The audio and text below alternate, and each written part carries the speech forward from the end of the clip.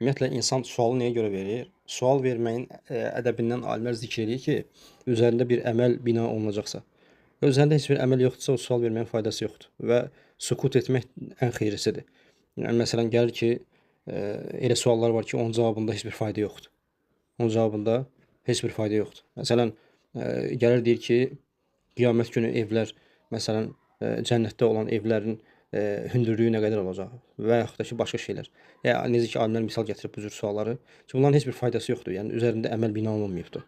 Yəni sual vermək ona görədir ki, istər etiqadi cəhətdən sən onun üzərində etiqad qurursan, istər səndə olan bir şübhəni aradan qaldırırsan, istər o şeyi öyrənirsən ki, sənin dünya və axirətinə faydası olacaq və yaxud da əməl baxımından, məsələn, o sualın cavabından sonra sən gedib hər hansı bir əməl edəcəksən. Məsələn, adam soruşur ki, bir nəfər soruşur ki, deyir ki, məsələn, zöhr namazının sünnəti neçə rükətdir? Məsələn, bu cür suallar soruşmaq əlbəttə bu xeyir əməldir. Sən bundan sonra soruşandan sonra gedib əməl edəcəksən və bununla Allaha yaxınlaşacaqsan. Və Allah Taala sual vermək barəsində Quran-Kərimdə buyurur ki, "Fəsəlu əhlə zikri in kuntum la ta'lemun." Bilmədiyiniz şeylər barəsində bilənlərdən soruşun. Və bu da vacibdir. Bilmədiyin şeyi bilənlərdən soruşmaq vacibdir. Şeytan insana həmişə şər əməllərlə yaxınlaşmır və bəzən də nə ilə yaxınlaşır? Faydalı əməllərdən yayındırmaqla yaxınlaşır. Məsələn, insan qalxıb 2 rükət namaz qılmaq istəyir, və şeytan bunu ondan yayındırmaqdan ötürü nə vəsvəsə eləyir? Ya birdən riya gələr, qılma. Vəssalam. Mücərrəd olaraq bununla səni yayındırdı. Və yaxud da ki, və ən məşhur örnəklərdən biri, adam elm tələb eləyir. Məsələn, sənin var 40 yaşın, elm tələbəsi gəlib 20 yaşında, elm tələbəsi gəlib lap tutalım ki, 15 yaşında, uşaqdır, deyək ki, yaşsa balacadır. Adama şeytan vəsvəsə eləyir ki, sual soruşma, o uşaqdır, neynirsən? Ondan böyüklər var falan filan. Böyüklərə yönəlmək əlbəttə bu icazəlidir, bu problem deyil.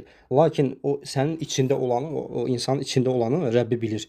Ələ ya'ləmu mən xələqə və huvəl-latiful xabir. Yəni Allah Taala yaratdığından xəbərdar olmazmı? Latif və xabir olduğu halda. Yəni Allah Taala hər bir yaratdığının içində nəyi gizlətdiyini də Allah bilir. Ya'lemu xainətəl a'yuni və mə tuxfis sudur. Xain gözlərin baxışı nəyə görədir və qəlblərdə, sinələrdə nə gizlənirsə onu Allah bilir. Bəzən insan görsən bu cəhətdən şeytan bunu tora salıb.